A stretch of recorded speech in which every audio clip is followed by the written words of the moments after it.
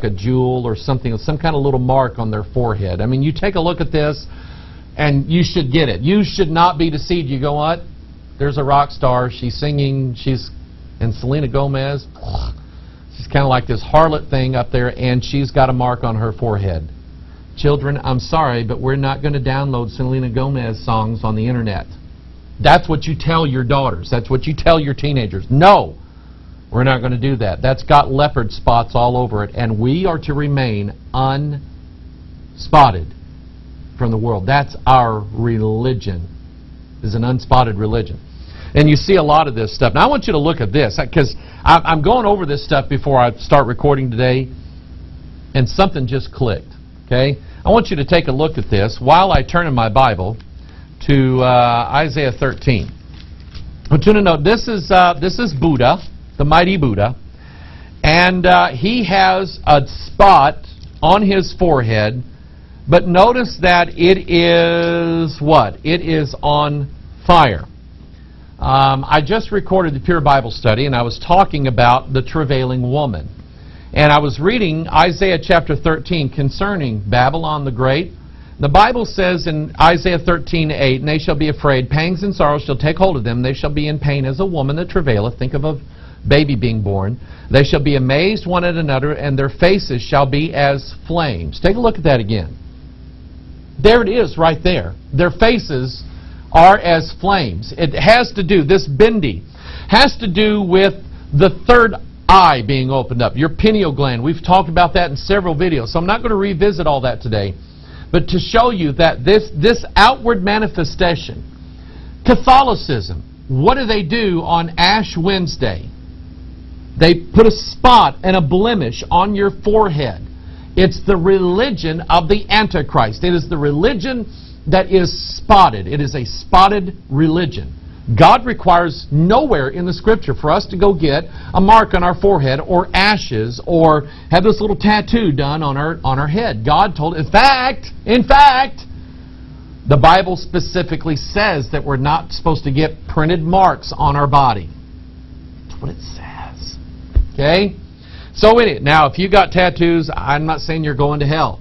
Okay? But God said don't do that for a reason, and I think this whole tattoo thing that's taken over, I think it eventually leads to the spot. Okay? So this idea, the third eye is going to be open, and that's what the bindi or the spot represents.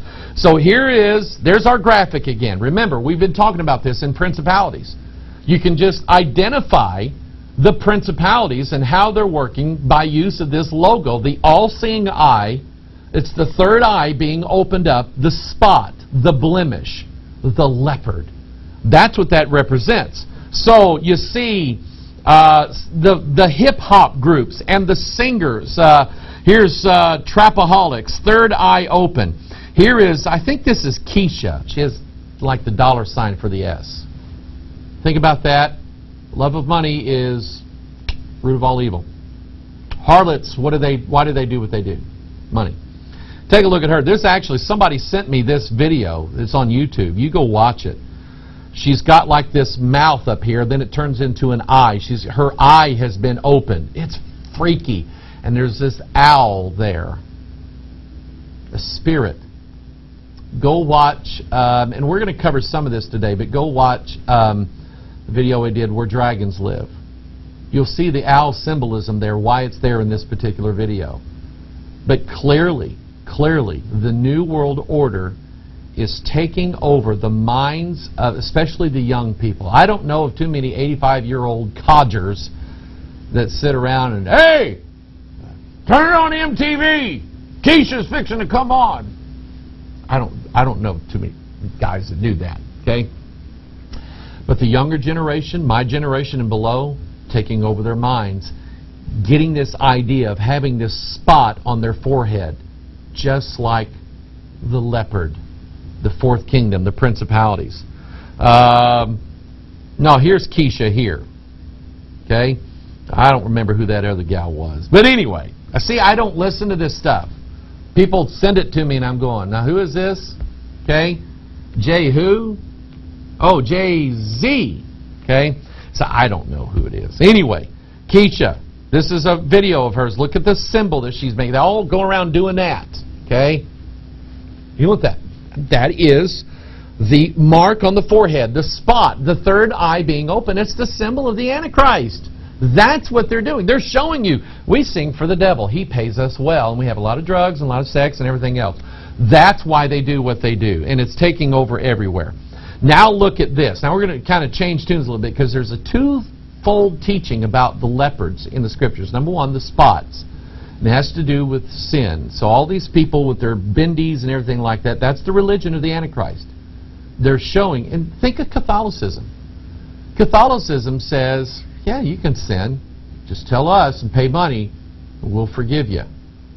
It's a religion of sin. It's what it is. It is not an unspotted religion. So they put marks on everybody's foreheads. So there's that aspect of the leopard. But then we look at another aspect. The idea of what leopards do and how they find their food, their prey. Remember, they're flesh eaters. Look at what God said. Jeremiah 5:6. Wherefore a lion out of the forest shall slay them, and a wolf of the evening shall spoil them. A leopard shall watch over their cities. Every one that goeth out thence shall be torn in pieces, because their transgressions are many, and their backslidings are increased. Hosea 13:7. Therefore I will be unto them as a lion, as a leopard by the way will I what? Observe them. What do leopards do? They get into a place and they watch. And they're looking. What are they looking for? Something to kill and eat. The prey. Leopards, this spirit. A leopard, it didn't say now, fantasize that a leopard is going to watch over their cities. Now that's a spiritual metaphor. No, he said, a leopard shall watch over their cities. Revelation 13, Daniel 7, we have this beast, this spirit, this fallen angel, this evil spirit, this devil, as a leopard, observing their cities, watching everything they do, because their transgressions are many. Now, do you remember a time, those of you older, you remember a time when you could leave your windows open at night in your house? We did. Okay, we had a window fan, big, massive window fan, and it pulled air through our house, even on a warm summer night. We did pretty good with that. But we used to leave our windows open. Okay, Mom used to leave me and my sister in the car while she went in the store for a minute. And we had fun in there. We were not afraid of anything. And what's happened? I wouldn't for a second leave little Caleb anywhere, or any of my grandchildren. I wouldn't leave them anywhere without me watching them for a second. And when they're gone, just for 10 seconds, we're in a panic. Where are they? Why? Perverts everywhere. Child abductors. People, evil people everywhere.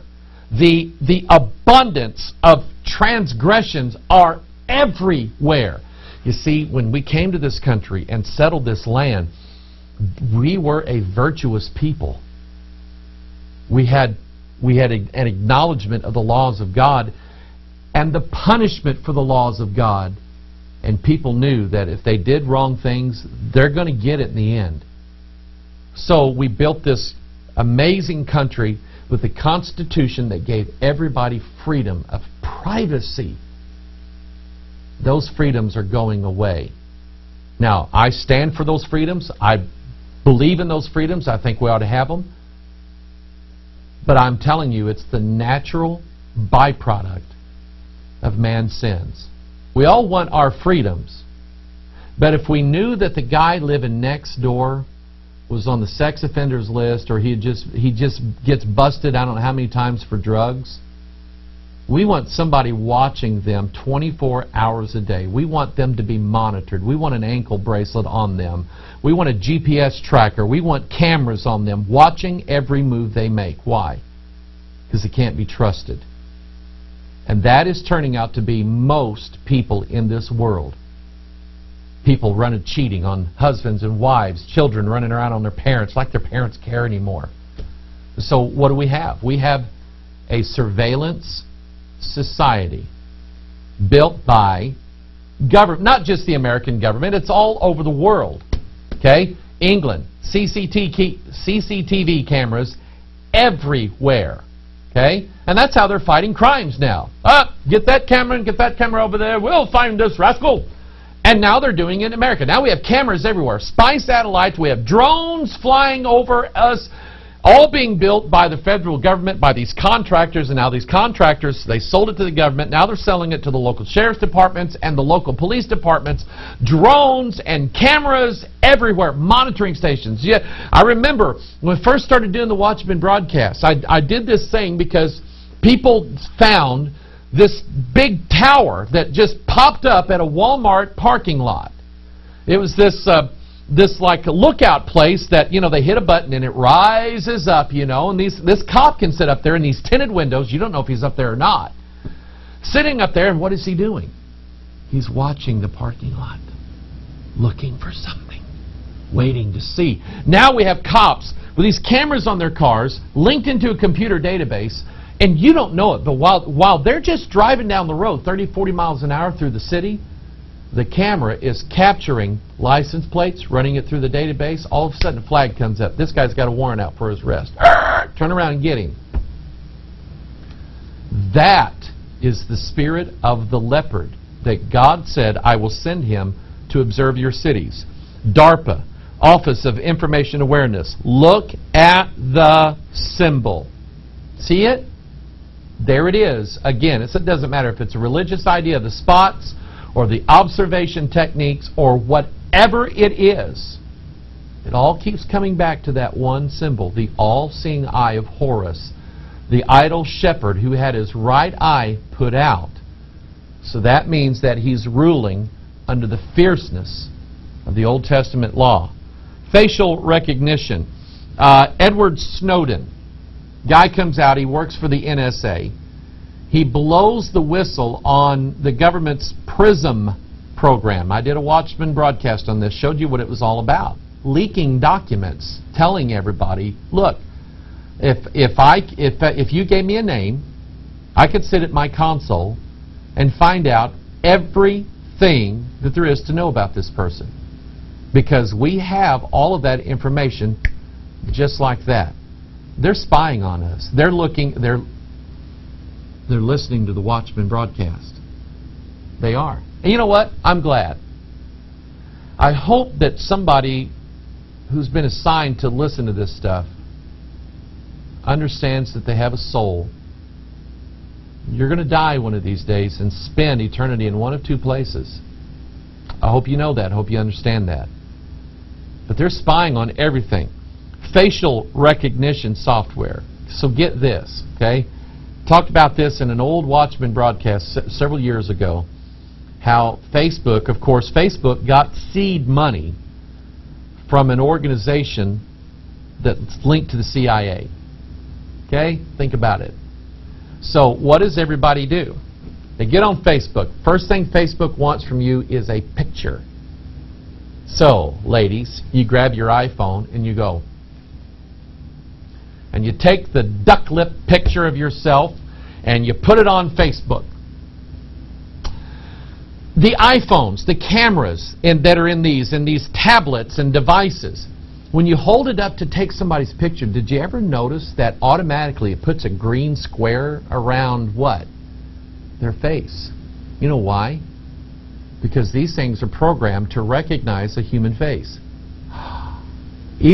I took a picture of an old portrait we had in our house with my iPhone, and it put a green square around everybody in the picture. So, Facebook, facial recognition, it examines the dots and the measurements on your face and assigns you a number. Okay, you're an algorithm.